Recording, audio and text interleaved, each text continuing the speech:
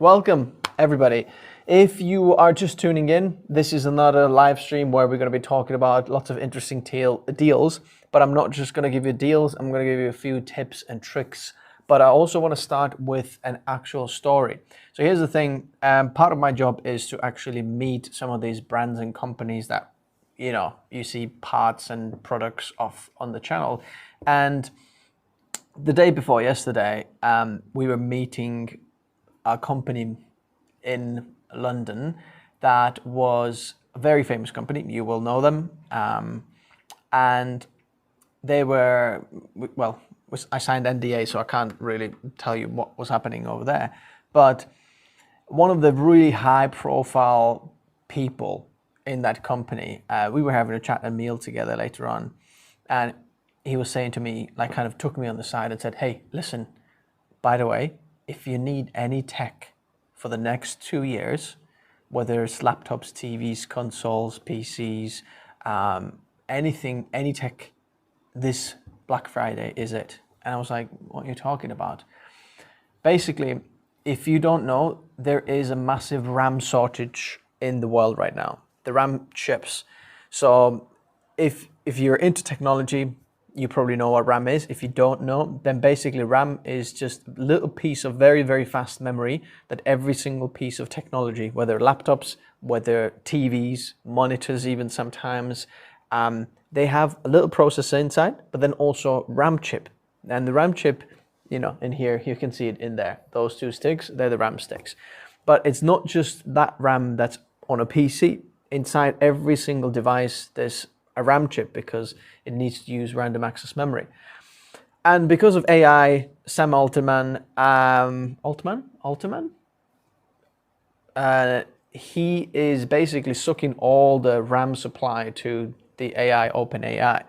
And for that reason, the RAM manufacturers, Samsung, SK Hynix, and some of the other ones, they're buying back stock from retailers, the likes of Best Buy, the likes of Newegg, the likes of Amazon. They're buying the stock back because they can sell it in bulk, even higher price to something like AI.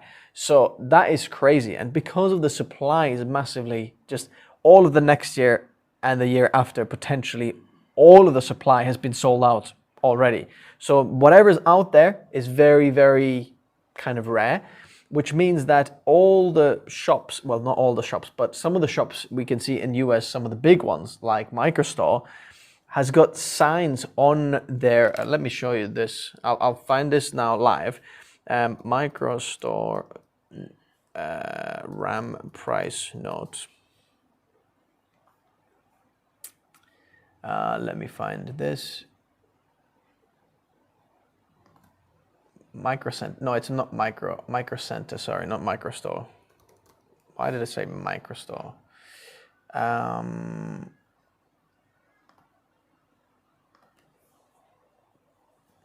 Okay, let's go to here so you can see what's going on. Price surge 170% until 2026. It's going to be even more. Retailers already frustrated. Let me see if they talk about here. There is where are they?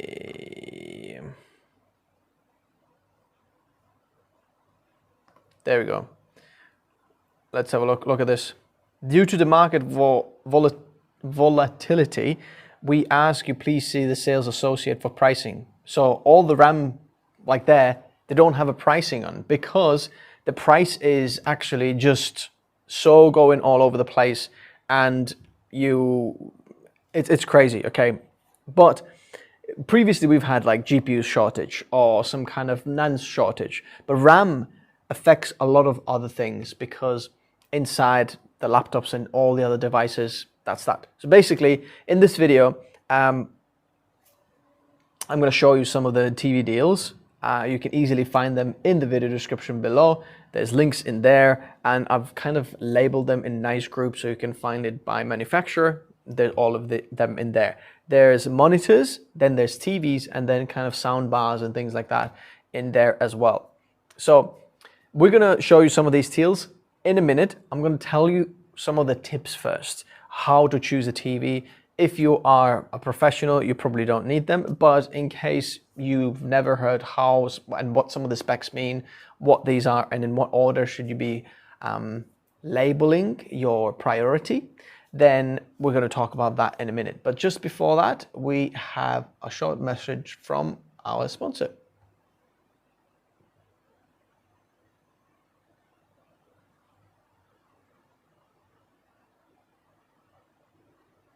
And to work underneath a GPU on your motherboard slot. Comes in. Let me do that again because it didn't come. I can see the audio is not on. It's brought to you by Samsung and their 9100 Pro NVMe SSDs. Available with a heatsink or not. Bear in mind the heatsink version is also designed to work underneath a GPU on your motherboard slot. Comes in capacities of 1 terabyte, 2 terabyte and 4 terabytes, and also 8 terabytes available very, very soon. It boasts of speeds of up to 14,800 megabytes per second. And now during sales period, hopefully cheaper than ever and available with a discount. So go check out the latest pricing in the video description below. Don't worry, the sponsors are all right. Van Hager. Hello, I can see people watching from Bulgaria and in all around the world watching. Let me know what you're watching there. By the way, if you don't know, we did some other live streams there as well. We talked about GPU live stream, GPU prices, then we had laptop prices as well. They're on from yesterday. I'm finishing off this Black Friday PC live. We want to publish this video tomorrow. We've never been that tight. You'll see about that. This is a GPU that didn't really arrive in time, but we're going to talk about then Kosovo. Very nice. So some of the tips about the monitors and TVs. How do you actually choose them? If you're a professional, you might know some of these things already. But here's the thing. There is the size. And you might be saying, yeah, I know about the size. But there's a few tips, especially if you're using Apple devices, or that means laptops and Mac Minis, Mac Studios, and you want to have a size of your monitor. It actually makes a huge difference, believe it or not. If you don't know, the way Apple scaling or Apple Mac OS scaling works is they have particular PPI kind of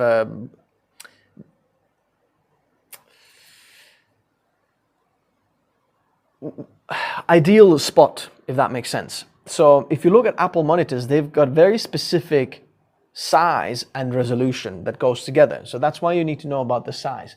And if you're looking at TVs, obviously TVs are there for you as well. But I've seen some people that just buy way too big of a TV for their living room and way too small of a TV sometimes for the living room at the same time. So the size does actually make a difference. But for Apple devices, the size 32-inch, for example, is always 6K.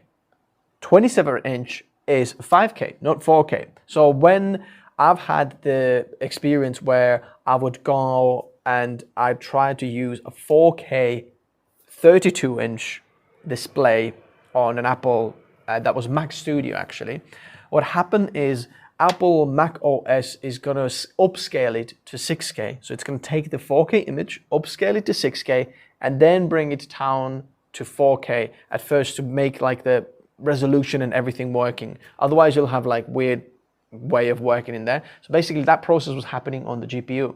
So that takes a lot of power actually from the GPU to do that on Mac devices. And that is pretty insane actually how this works. So if you want to get the best performance for Apple devices, I highly recommend following their guideline for that. So look at Mac Studio display or Apple XDR displays, and then you'll see 32-inch, 6K, 27-inch, that's 5K, and I think 4K will work there as well. Or 27-inch 1440p is an actually even better one to go for that. So this is the size. Next up is the resolution. And this is where I think some people do make a mistake as well, especially creative professionals. I'm talking about monitors firstly, and then it somewhat relates to TV as well. There are some TVs that I wouldn't go, I think 4K TV is a standard there.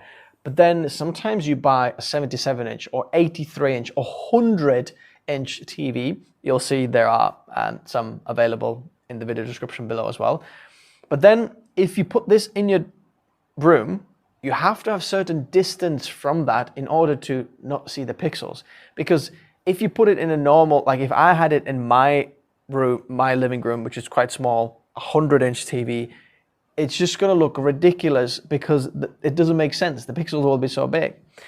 But then at the same time, also the monitors, the resolution is very, very important. I would say 27-inch, you can still get away with 1440p, but 32-inch, I would not get a 32-inch monitor if it's not 4K monitor. There are some that are 1440p and something like that. I wouldn't get that as a creative professional. I think you don't want to see the pixels and anything like that. But at the same time, remember the previous tip about scaling on Mac OS, how the resolution works. So the size and the resolution kind of go together. Then there is what I would call a USB-C or not. If you plan to use the monitor as an extended monitor for your laptops, then one of the main things I would look at on the monitor is if there is a USB-C option for power and video input. Sometimes there is, the USB-C is not exactly video like input, so you can get like a USB-C just to kind of have some data in there, but it's not video input. And if you've got a MacBook, for example, or a Windows laptop, make sure that the power delivery is rated to your laptop. So sometimes Windows laptops, you need 100-watt USB-C delivery in order to get the full performance on the laptop, but the monitor only supplies 65 watts, then your laptop's not going to be full speed. On Apple, that's not going to be a problem because Apple devices, doesn't matter how fast you charge them, the performance is not actually gapped by the charging speeds. So just bear that in mind if it has USB-C or not. There's some really nice ones from GIGABYTE that are very, very affordable. The one you see on the thumbnail, I've actually got a video somewhere on the channel. It's actually very, very affordable. OLED, 4K, and USB-C input as well, which is absolutely fantastic. In fact, it had KVM switch as well. If you're enjoying this video, hit that like button if you haven't already. If you're watching this live, that does make a difference. Do we have, is this monetized or not? Then the next one is refresh rate. Now, as a creative professional, I've always said that you don't need anything above 60 Hertz. If you're a gamer, obviously you need more than 60 Hertz. But the thing is, now when I've used these higher refresh rate displays, whether on a laptop like this, 120 Hertz in here, you do feel the difference, especially if you're using some kind of like Photoshop, Illustrator, or you need to use like something where you're working with photos. I think that's mostly where I'm seeing the difference. It feels very, very smooth and the device will feel faster. So for example, if you look at MacBook Air and MacBook Pro on the side, both M4, for example, M4 MacBook Air and M4 MacBook Pro, then the MacBook Pro will feel faster, even though it's exactly the same chip on side, because the MacBook Pro has 120 Hertz display. So it just feels smoother because there's more pictures kind of been refreshed in there. So bear that in mind. In fact, if you're looking for a creative professional display, there's not that many that offer above 60 Hertz display. So just if you want a really nice and smooth, then it would be nice.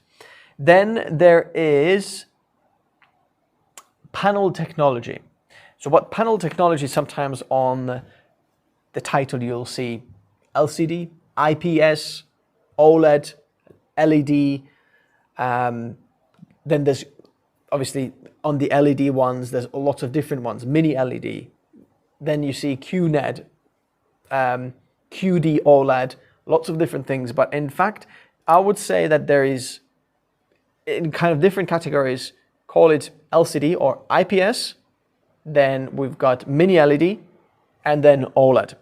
The difference between these though is that IPS has a a different technology, the way it actually presents the picture. The biggest difference you'll see is if you go on the monitor store and you see OLED, you'll see the OLED pricing is a whole other level because the picture quality is amazing. You'll get these really, really black images. And so any black that you'll see on an image, like this corner in there, for example, on an OLED TV, I don't know if anyone's watching this on an OLED, it is actually very, very black and dark. So if you're watching movies, you'll get these deep blacks that mini LED with an asterisk and IPS with an asterisk as well can't really produce. Just the blacks will look gray and washed out because they have to illuminate the black pixels, so they'll never look black. So on the side of your TV, you know, the black frame, you will see a black, and then you'll see kind of the image that's been displayed, even if the image is completely black. But on an OLED TV, you won't see the frame black and then the black image because it's just all the same, basically. So the OLED technology is a whole other level. Now, you're going to pay higher price for that, but if you really want to get the best viewing experience, very vibrant, saturated colors, and then really deep blacks, then OLED is the one. Now, mini LED is actually brighter than OLED. So if you have a TV in a place where you've got a lot of ambient lighting or sunlight, then OLED might not be the nicest for you because it's got a very glossy finish often, and then reflections, you're gonna have to like draw the curtains. But mini LED will be able to overpower, or usually what you see is the mini LED is a lot more powerful than OLED and gives you just brighter image output and a lot better options there. Then there is the IPS, which most of the time you'll see this in laptops, like MacBook Air has IPS panel. You'll see this in just some of the lower end or just more budget friendly options of monitors, and they can give you high refresh rate, but just the image quality is not going to be as crisp as you would, you know, really think.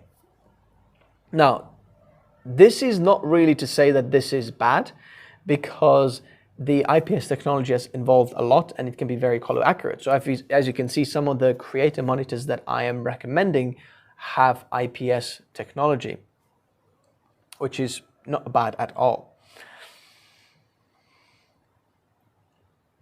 So someone here is saying that, do you think that the MacBook is a better choice for my graphic design and creative work compared to building a PC? Depending on what you're doing. Think of this as Mac is very just plug and play, whereas Windows, a PC, will have just so much raw power, they're unmatched. Any Mac, they're not going to match the raw power of a PC. So if you've got the room and space, PC will always overpower the Mac. Even the highest Mac you can find, I can build a PC that's more powerful, not a question at all. OnePlus Pad 3 or S8 Ultra? I would go with OnePlus Pad 3, my friend, because it's got a higher refresh rate and the IPS panel actually there is very, very nice. It's not OLED, but it's still very, very nice. So you'll get nice experience in all of it. Plus the price point is a little bit better. So hopefully that panel technology makes sense to you a little bit more. Now, this is where we're going a little bit further now, a step further, where we have color space and color accuracy. So if you're a professional creator, a creative professional, these two things might be the most important things for you. And you might want to spend even more time figuring out what color space and accuracy you really need. And these might be the most important specs that you look at first before you go anywhere else. Now, color space and color accuracy, they're not the same thing. Even sometimes I've seen people explain that oh, this is very color accurate screen because look at that 100% sRGB.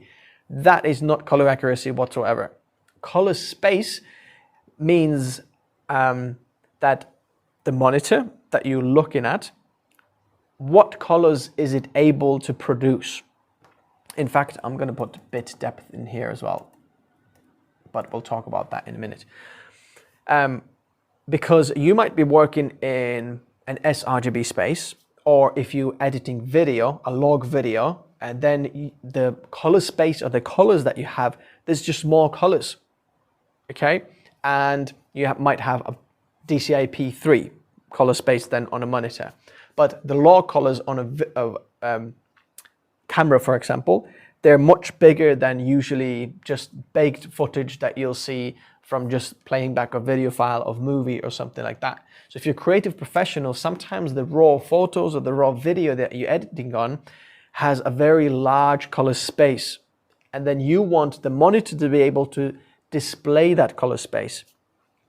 So DCI-P3 color space, for example, is a much bigger than sRGB color space. So you might be saying, oh, it's 100% sRGB, but you're working on a log images and then the color space is much bigger. You probably want to look at the DCI-P3 color space in there and figuring out if the color space is where you roughly want it. Then the color accuracy is how accurate what you're seeing or what the monitor tries to display the color in that space. How accurate is it compared to something else? Because your monitor might show that this is the color space, but the accuracy is off. So when you are seeing, oh, my skin color is nice and, you know, teal and orange, in fact, in this kind of set in here. So it's, oh, this looks very, very pleasing, but then you export the video out and then you look at it on your phone and you realize you look like an Oompa Loompa because the display color accuracy wasn't exactly accurate. Now you can calibrate it if you have a color calibration tool and then, you know, kind of fix it. But if you don't want that, then some of the creative professional monitors that I'll show you, like a ProArt monitor there, you'll see that they will already have pre-factory calibrated monitor. And now finally, there is the bit depth. There is a huge difference if your monitor is 8-bit or 10-bit color depth. Because 10-bit color will show you just so much more colors. And bear in mind, sometimes it tells you that it's 10-bit, but it's actually 8-bit plus FRC, which means that it is 8-bit, but then the pixels around will flicker different colors, so they fake the 10-bit, so it's not actually native 10-bit monitor. And I highly recommend, if you're a creative professional, make sure that the monitor is 10-bit. So these are some of the tips for the monitors. Let's take a look at then some of these deals that I have on here. Again, as always, all the deals are linked in the video description below. If you haven't, or if you don't know, they're all in there. We're going to be checking them out. If you have any questions, feel free to leave a comment in the section there. So there we go. Steven is saying here, doing music production, but I still want a nice screen to look at. Any suggestions? Yes, try to get an OLED monitor. That will be the nicest one. There's some that are OLED, 120 Hertz, something like that, will be very, very nice because the color accuracy is not necessarily like really important to you. Have a look at something that like a gaming monitor that is OLED and high refresh rate, because then all your UI on Ableton or whatever you're using for you know, music production, Final Cut, no sorry, Logic Pro on Apple, or Reason, whatever you're using from music production, just the UI will look very crispy and then really nice to look at as well. So if you want to look at that, that's that for you. Now, there is an absolute tab fest going on in there. So I'm going to go full screen in there so you can't really see what I'm talking about, but all the links are in the video description below if you want to check them out. So let's go. There are some that are cheap, some that are more, you know, more expensive. Just have a look at the links in the video description below. Insignia 50-inch, look how cheap that is, 4K UHD, but it's probably not going to be very color accurate. Let me have a look. If they probably don't even put this color accuracy in there. This definitely 8-bit screen. This. Okay, Amazon Echo Show. This is not even a TV, but Amazon Echo Show. If you want that, that's a very interesting one. Another Insignia 14-inch full HD. very cheap, but Full HD, just bear in mind the resolution. You might be thinking, oh, that's very nice, but Full HD is 4 times smaller than 4K. Samsung 75-inch QLED, so that is mini LED, as you can see it. Remember what we just said there? Mini LED, so it's very, very bright. 144 Hertz, so if you want to do any gaming on living room, it's a very nice option there for you. 65-inch 4K HISENSE, 100-inch 4K. That is not a real, it's just insane price. So if you want something very, very big, this is the one for you. $1,400, it's almost 50% off, one of the best deals. 144 Hertz as well, that's crazy. TCL 75-inch, look at the price. 55-inch 4K HISENSE 700 QLED. Okay, it's mini LED again, but mini LED has different like sub technologies in there as well. Toshiba 55-inch 4K. There is Amazon 40-inch smart TV, which is HD. So interesting. This is HD smart. This is maybe even 720p TV. Look at that. Can you see that? This version does not support 4K resolution.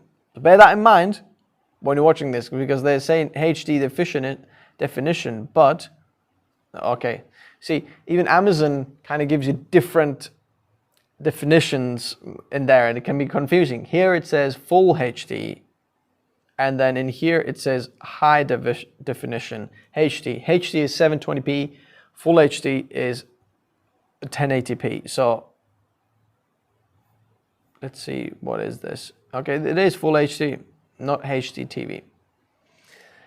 75-inch 4K, 40-inch full HD. Remember that? It's a little bit older model, but no, actually 2025 model. Look at that. But why is there such a big bezel? But sometimes you want just something small, cheap. There we go. 55-inch 4K Ultra HD, 100-inch 4K UHD, 165 Hertz, even bigger. So if you want to watch sports or something like that on it, it's going to be very, very smooth. Sony 85-inch mini LED, 120 Hertz, 4K, insane price again. 32-inch LED Full HD, $70. So very, very budget friendly. Sony 65-inch 4K, Fire TV 4K, Hisense 65-inch 4K, Samsung 85-inch QLED 4K.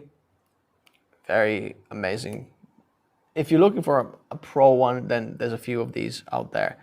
Then there's some interesting, so this is a smart monitor, so monitor and the TV at the same time. It's 4K. This is UHD, so as you can see in there, 60 Hertz. So it's not for really super gaming there. I don't know why they're showing like the gaming. Well, it's actually TV in there, but it's a monitor and you can have a TV on it. So this is basically trying to compete with the Samsung, I think it's M9 monitor, 32-inch, but this one here is a lot cheaper. You'll see the Samsung one there as well. Another gaming monitor here, mini LED, 4K, 160 Hertz,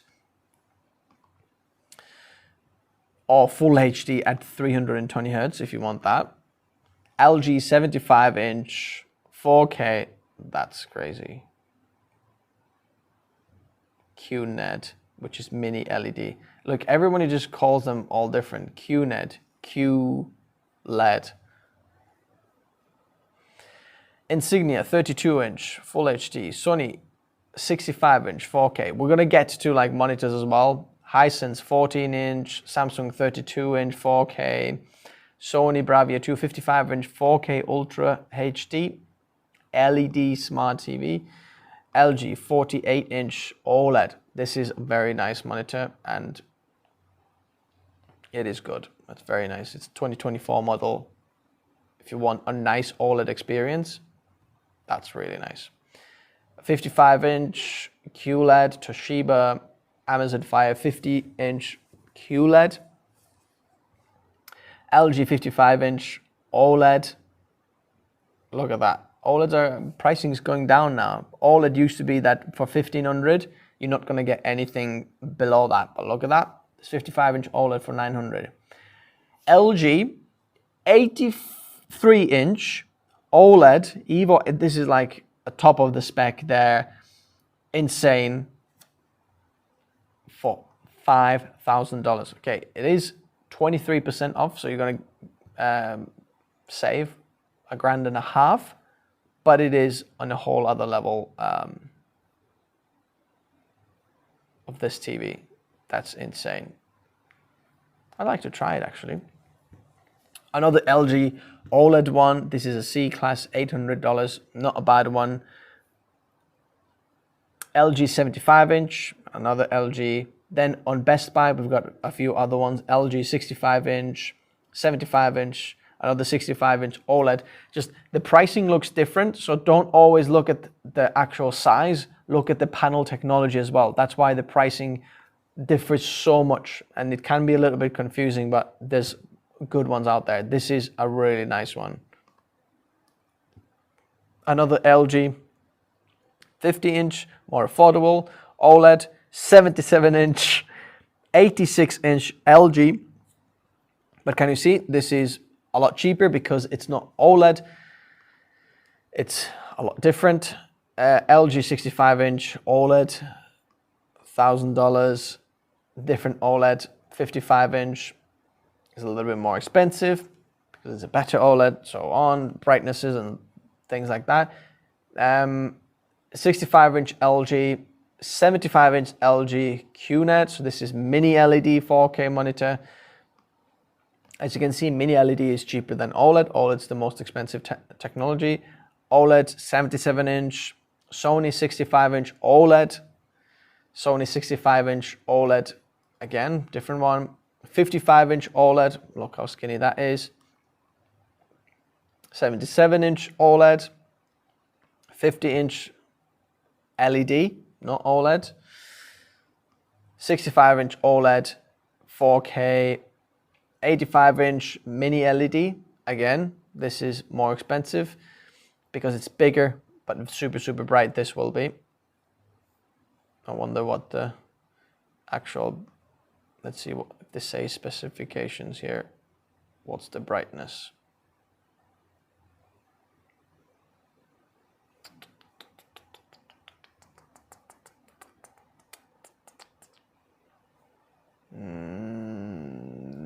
Nope.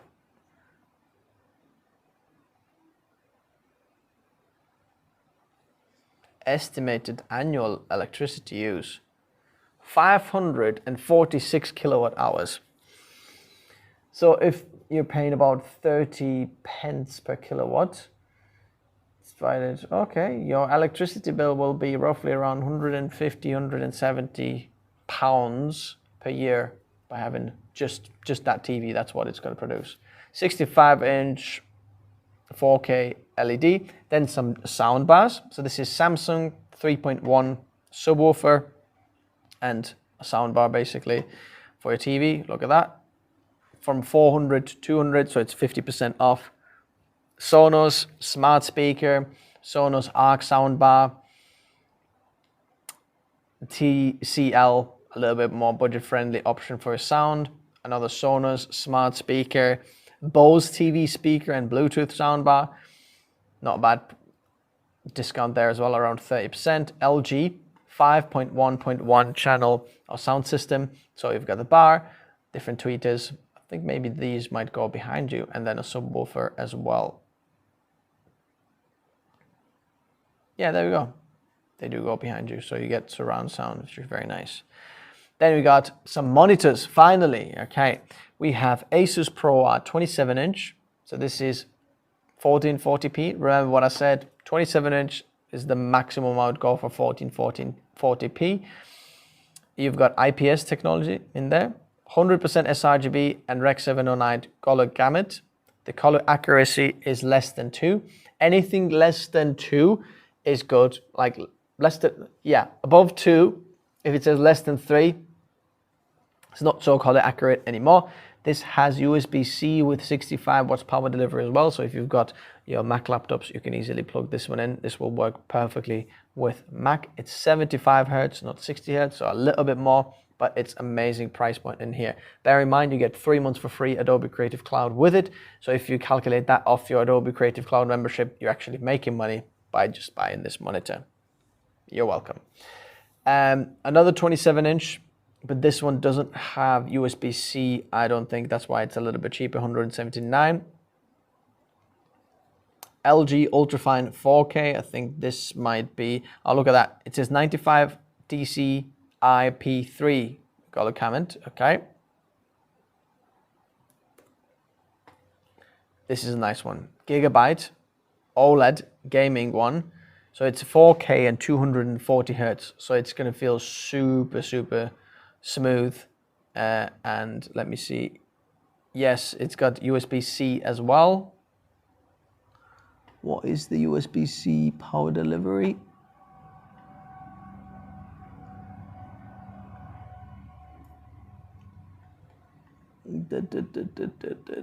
Let's have a look. It doesn't tell me here, but it's a very nice one. I believe this is one of the ones that we used on the thumbnail. Maybe not. This is LG 32-inch 4K gaming monitor. So this is, again, like a crazy one. 240 Hertz OLED, 4K, all the syncs that you want, USB-C as well. White one, if you're into that, or you're doing white setup, this is one that you might want to go for. This is not OLED, but it is quite affordable. 27-inch still 4K. MSI QD OLED, 240 Hertz. Look, on $700, 4K, 240 Hertz, very nice. Another Gigabyte 4K 32-inch monitor. This is the ROG Swift 32-inch. So this is a really gaming one, but if you really need some high refresh rate, 480. Samsung 27-inch Odyssey QHD IPS 180 Hertz AMD FreeSync, blah blah blah blah blah, all bells and whistles. LG Ultra, so this is 45-inch ultra wide 5K 165 Hertz. That would be nice for a sim break. But then some Apple deals as well. Studio Display, $280 off. Another Studio Display, $190 off. This is with Nanotexture XDR, $439 off, for $370 off. This is the non-Nanotexture one. We've got ASUS ProArt 27-inch 4K IPS. Yeah, I think it's the same deal as on Amazon, but there we go. So then, I think we got to the end here between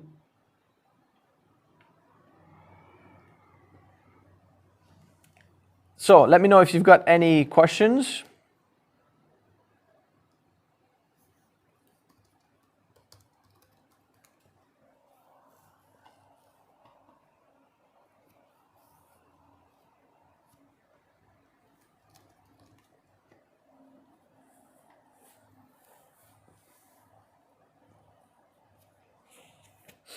So someone here is asking, where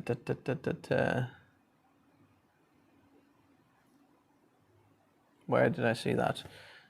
This is a good question.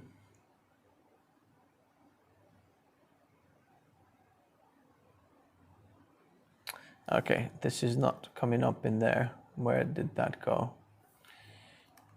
So someone said, what's the difference between QLED and OLED? I think that was the question. Let me just answer that question because that is a good question. Yes, Thai Bolt Fotre is saying, what is the difference between QLED and OLED? So both of them technically offer you like big blacks, but the difference between them is that OLED has more true blacks and better contrast. So you'll see this a lot more. and if you compare your OLED to the actual bezel of your black TV, the blacks will be very, very matching. Whereas QLED offers higher brightness, but not so blacks or deeper blacks in there. It's still very, very nice. So QLED will be better than like mini LED in terms of the blacks. Sometimes though, because Apple's mini LED is very, very nice display on their MacBook Pros, just so you know. But yeah. Okay, someone's saying, what monitor do I use? Okay, I'm very fortunate to try different ones, and for different situations, I'm using different ones. So for example, on the top there is one 32-inch MSI Creator monitor. This is IPS panel. Then where I am situated and where I'm working, there is a 27-inch 4K BenQ photography monitor. That's quite expensive, but that's where I'm doing all the color grading and checking the colors and things like that. So I need that. I don't necessarily need the OLED screen in there, even though it would be nice. And then the other creator is using a 32-inch ProArt monitor that is IPS technology, and that's the monitors we're using here. Let me see, final questions coming in now.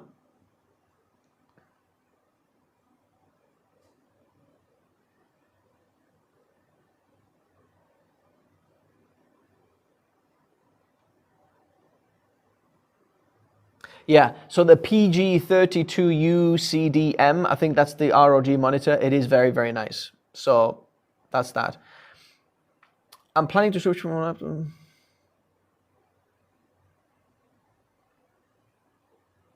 So someone's saying this here. I'm planning to switch from a laptop to a PC build for graphic design and creative work. Good idea. You're going to see a huge performance increase. What would be the ideal budget to invest in a balanced and future-proof setup? I think around $2,000, $2,500. That is like a very, very good balance there. If you go any higher, then you start to add a little bit more, but that is like a really nice sweet spot in there. I did a $2,000 PC build guide live stream 2 weeks ago, I think, so go check that one out. Anyway, I hope this was helpful for you guys. Again, check out all the links in the video description below. There's lots of them in there. And I'll see you in the next one. If you want to, please let me know which stream would you like me to do next in terms of, there's still CPU deals that I haven't talked about. There's crazy ones out there. There is motherboard deals, lots of them out there. RAM, that's very screwed. So if you're wondering why prices are going to go up, check out earlier on in the stream where I explained that. But thanks very much, guys, for watching, and I'll see you soon. Bye-bye. Like the stream, subscribe if you haven't already, and I'll see you soon.